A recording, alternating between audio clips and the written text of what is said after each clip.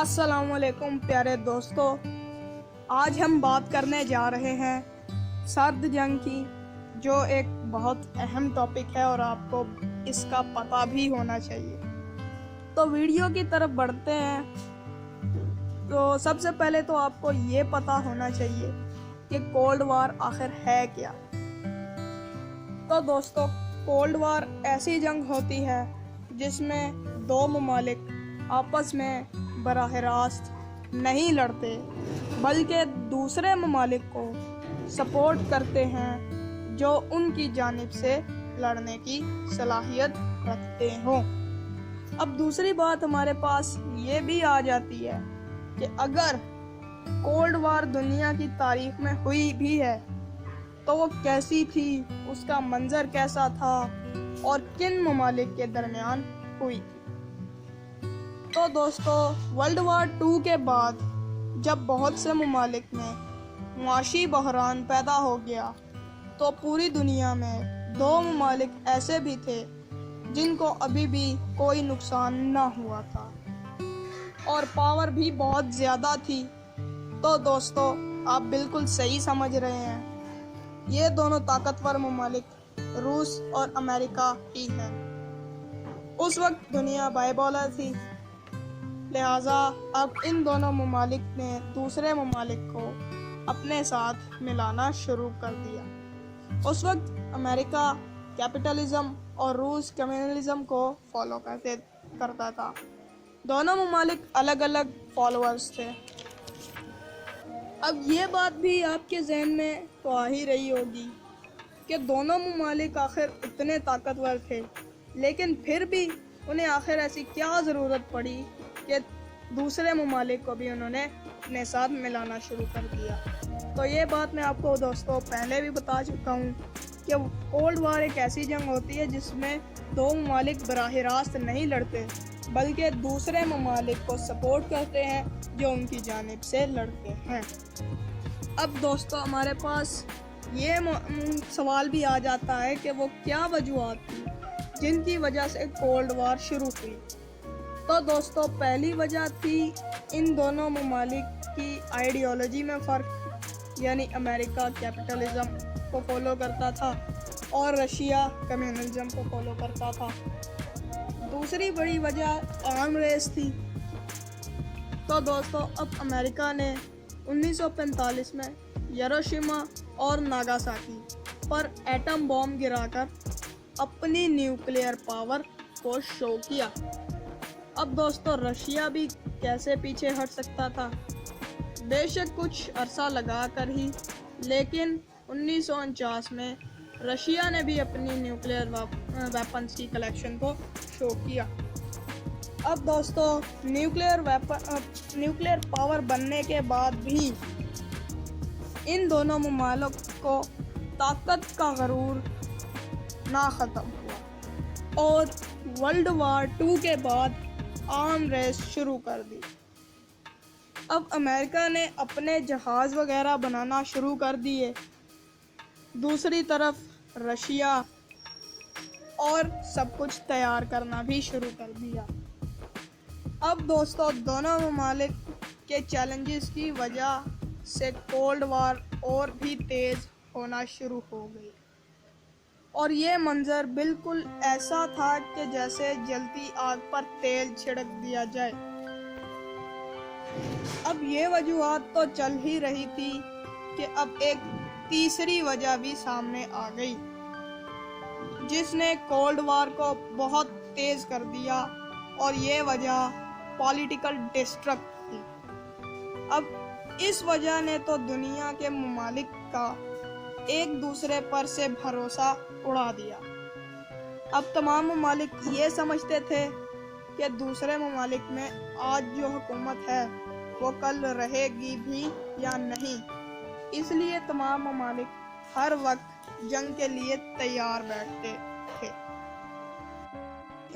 اس سب کے بعد بھی ان ممالک کا جی نہیں بھرا تھا، تو اب ان ممالک نے یعنی امریکہ اور رشیا نے ایشیا، امریکہ، یورپ اور ساؤتھ امریکہ نے پھر سے اپنے اپنے نظریات پھیلانا شروع کر دیے۔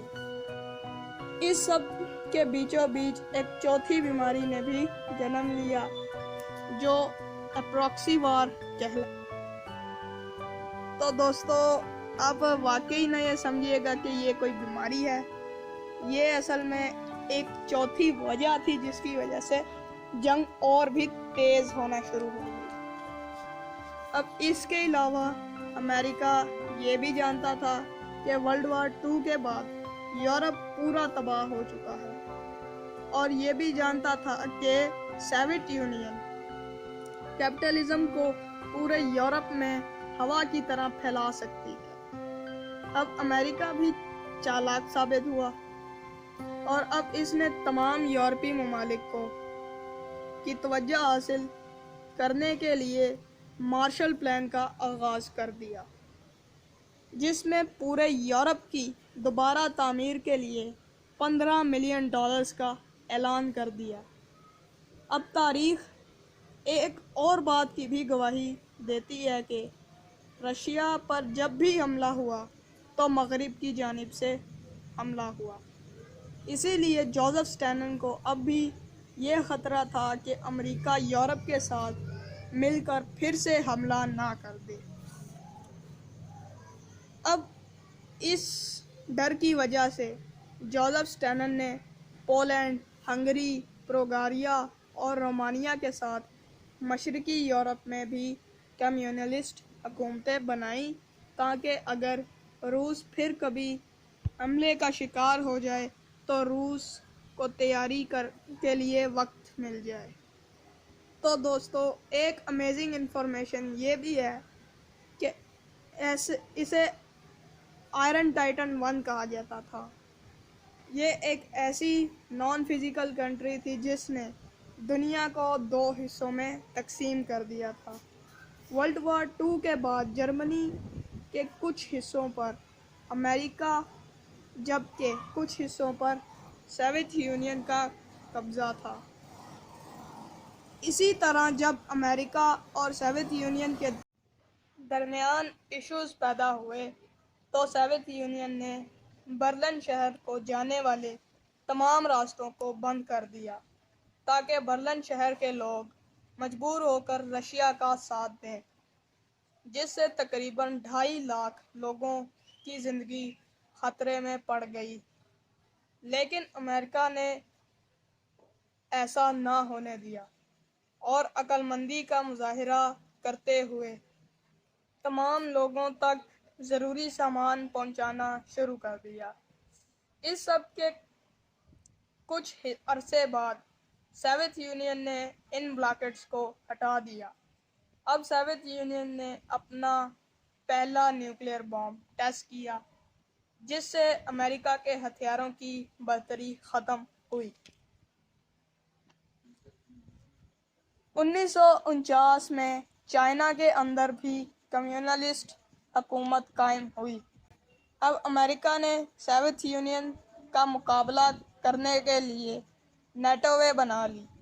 1950 کی دہائی میں کمیونلزم بہت طاقتور نظریہ تھا، اس لیے امریکہ کو کمیونزم کے پھیلاؤ سے خطرہ تھا۔ اب جوزف اسٹالن بھی مشرقی یورپ میں بہت سی حکومتیں قائم کر چکے تھے، اسی لیے امریکہ کمیونلزم کو روکنا چاہتا تھا۔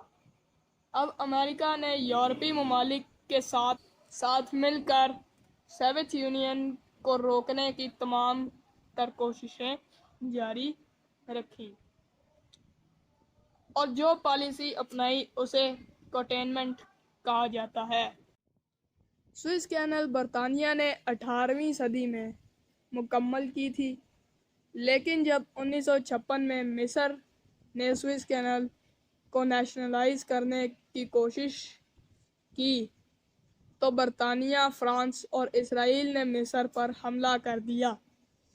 سوویت یونین نے ان تینوں ممالک کو دھمکی دی کہ یہاں سے اپنی فوج نکال لی जाए, वरना सोवियत यूनियन मिस्र की हिमायत करेगी। अमेरिका ने भी बरतानिया, फ्रांस और इसराइल को यहाँ से निकलने का मशवरा दिया, क्योंकि अमेरिका जानता था कि अगर जंग हुई तो बात एटमी वेपन्स तक भी जा सकती है। इसके बाद तीनों ममालिक ने यहाँ से अपनी फ़ौज निकाल ली। मशरकी जर्मनी सोवियत यूनियन के कब्ज़े में था। यहाँ पर लोगों की माशी सूरत हाल बहुत ख़राब थी, इसलिए लोग मशरकी जर्मनी से भागकर अमेरिका और इसके इत्तेहादियों के साथ मगरबी जर्मनी चले जाते थे, जहाँ लोगों को अच्छा रोज़गार आसानी से मिल जाता था। मगर सोवियत यूनियन को ये मंजूर नहीं था। इसीलिए 1961 में सोवियत यूनियन इन लोगों को रोकने के लिए यहाँ पर बर्लिन वॉल बनाना चाहता था, जिसमें वो कामयाब रहा। एक अंदाजे के मुताबिक वर्ल्ड वार II के ख़ात्मे से लेकर अब तक 35 लाख लोग मशरकी जर्मनी छोड़कर मगरबी जर्मनी जा चुके थे। 1961 में कम्युनिस्ट क्यूबा में इनकलाब आ गया। सोवियत यूनियन ने इससे फ़ायदा उठाया। 70 की दहाई को डेस्कोलेशन की दहाई भी कहा जाता है, क्योंकि इन 10 सालों में अमेरिका और सोवियत यूनियन के दरमियान काफ़ी अच्छे मुआहदे हो गए थे और दोनों ताकतों के दरमियान कशीदगी भी काफ़ी हद तक ख़त्म हो गई थी। मगर जब सोवियत यूनियन ने अफ़गानिस्तान में कम्युनिस्ट हुकूमत को बचाने की खातिर अपनी फ़ौज उतारी, तो अमेरिका और सोवियत यूनियन के दरमियान टेंशन्स दोबारा बढ़ गई। अमेरिका ने सोवियत यूनियन को अफ़गानिस्तान में हराने के लिए पाकिस्तान और सऊदी अरब की मदद हासिल की। इसके बाद सोवियत यूनियन ने अफ़गानिस्तान से निकलने का ऐलान कर दिया। इसके अलावा सोवियत यूनियन के तमाम इलाकों में आज़ादी की उमंग बढ़ने लगी और एक एक करके सोवियत यूनियन से 15 रियासतें अलग हो गई, जिसके नतीजे में सोवियत यूनियन को ख़त्म कर दिया गया और साथ ही कोल्ड वार भी ख़त्म हो गई। वर्ल्ड वार II के बाद हर मुल्क ये चाहता था कि उसकी बर्तरी दूसरे मुल्क पर कायम रहे और फिर सुपर पावर बने, और जब तक कोई एक मुल्क हार नहीं मानता तब तक ये जंग ख़त्म नहीं हो सकती थी। इसके अलावा 1989 में बर्लिन वॉल को भी गिरा दिया गया। तो दोस्तों, उम्मीद है कि आपको आज की हमारी वीडियो बहुत अच्छी लगी होगी। तो हमारे चैनल को सब्सक्राइब कर दें और वीडियो को लाइक कर दें। अल्लाह हाफिज़, शुक्रिया।